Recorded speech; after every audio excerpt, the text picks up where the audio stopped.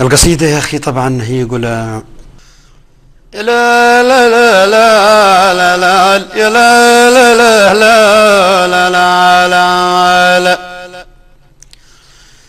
ينام لسبحان رب عالم عند بابك، ينام لسبحان رب عالم عند بابك، انت الذي هبت بين الزرع والمدري حاد،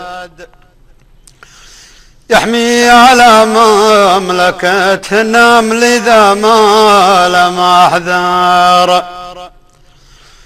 ينام لك معرفة حتى مع جنس سليمان،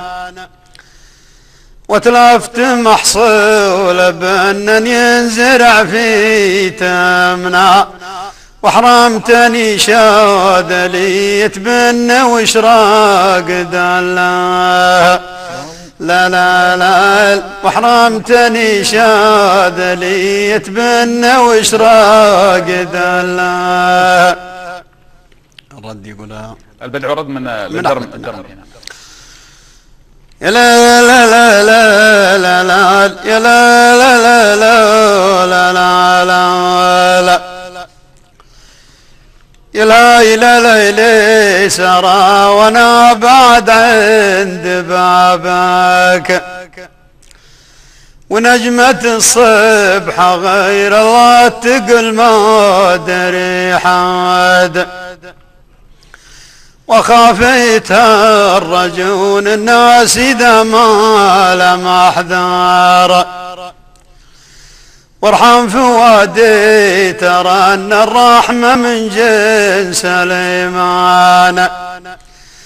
وافتح لي الباب ما ودي بحد يتهمنا،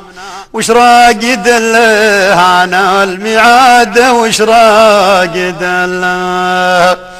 لا لا لا وش راقد له عن الميعاد وش راقد له. ابداع قصيدة من أحمد جميلة جدا،